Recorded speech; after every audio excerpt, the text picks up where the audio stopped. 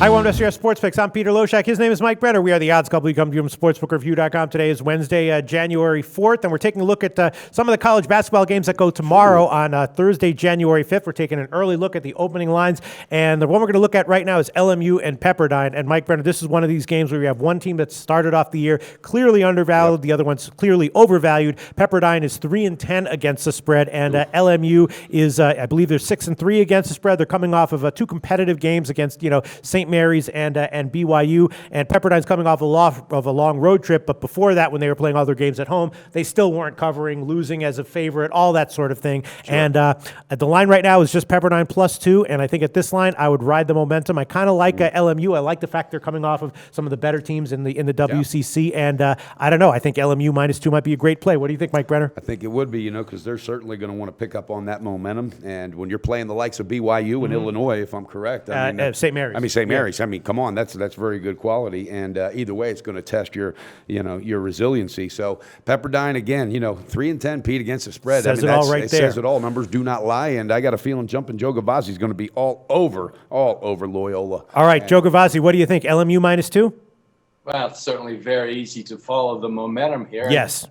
Actually, that's something that I don't usually do very often, but in this case we will because there are underlying reasons for it. Let's look at the fact that these two annually battle for fourth place behind the big three in the West Coast Conference, of course, Gonzaga, St. Mary's, and Brigham Young. And that's the way it looked again this year. Last year, this hotly heated rivalry was favoring the home court as they won both times in overtime. But a funny thing happened on the way to the first meet between these teams, and we need to go no further than the fundamentals and the rosters of these teams. LMU has added Jovanovic from Hawaii, a double-digit scorer, and recently added Manuel from Oregon, strengthening their case even further for that fourth spot.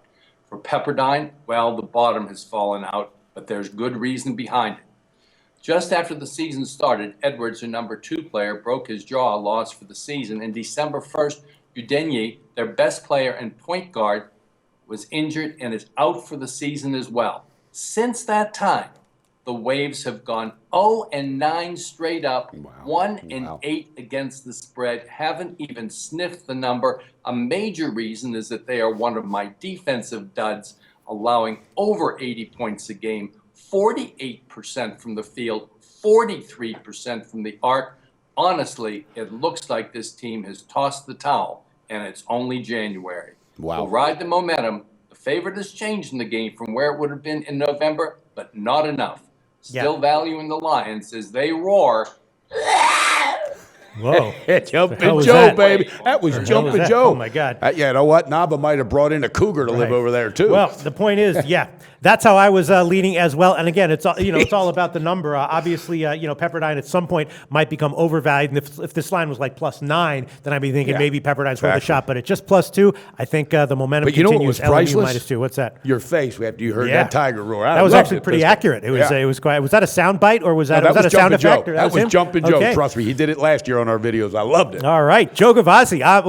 To sum up, I'm agreeing with you. Loyola Marymount -2. We'll see where it opens market wide, but I'm agreeing with you that any kind of a short price here, I would take them over Pepperdine in this spot. Joe Gavazzi, thanks so much. Tell us about your website, winningsportsadvice.com.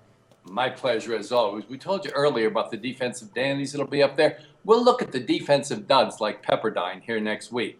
Find some teams we can play against. Until then, good luck to you guys out there, and we'll talk to you real soon. All right, thanks, Joe. Go get him, Tiger. Research before you bet. Be sure to check out SPR Picks for the best game predictions, breakdowns, and much, much more.